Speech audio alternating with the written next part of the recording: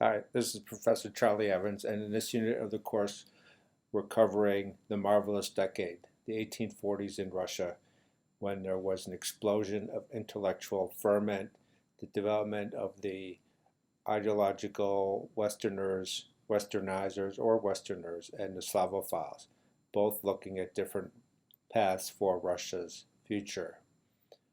Central institution that helped promote that intellectual activity and provided the hotbed of ferment in the 1840s was Moscow University. And on the screen right now, you're looking at a picture of the old building of Moscow University.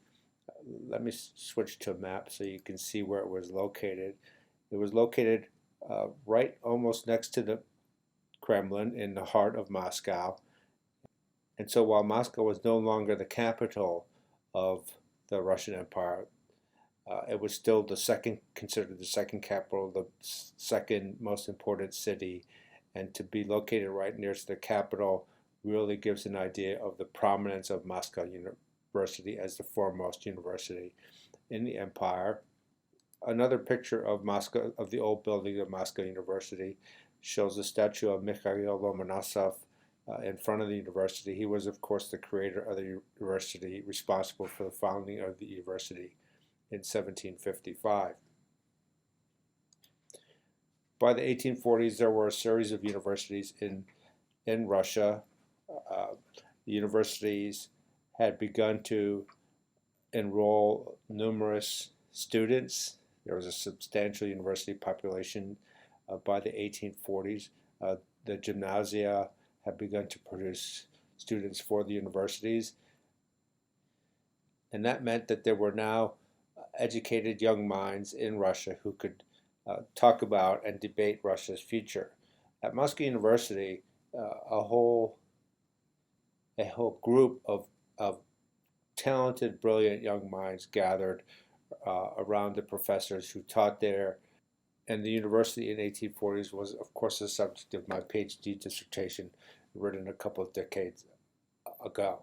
One of the things that I argued in my PhD dissertation was that the universe kind of focused the intellectual conversations that were going on in Russia at the time.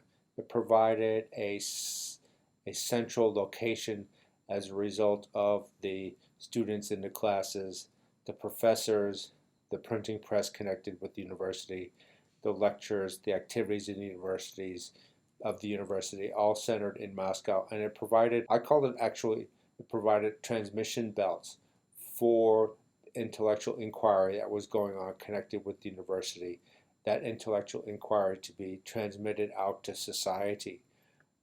Because of the focus of society in Russia in the two capitals, in a really small number of people, but that really small number of people concentrated in the right place in the 1840s really had an enormous impact in setting up the future development of Russian intellectual history. Our notes for this unit cover the Slavophiles and Westernizers, and also we talk about Pushkin and the literary and artistic ferment that was going on.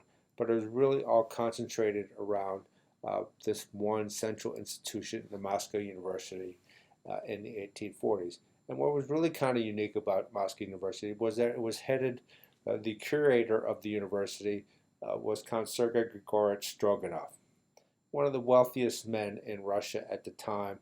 It's estimated that by the emancipation of the serfs in the early 1860s, he controlled somewhere close to 100,000 male serfs. Millions of acres of land were in his possession. But he was a curator, he was a major general, he had reached the rank of major general, he was a curator of Moscow in the 1840s. And in a way, he kind of, while he had no real um, sympathy for liberal ideas, he did kind of protect the university from undue, harsh censorship or supervision from the Third Department of the Russian secret police because of his really aristocratic upbringing, his feeling that the aristocrats at the university should not really be subjected to that. And so he kind of provided this safe haven for intellectual inquiry to go on at the time. And so it's Moscow University, 1840s, central institution in the development of the Russian intelligentsia, central institution as part of the marvelous decade. Okay, thanks.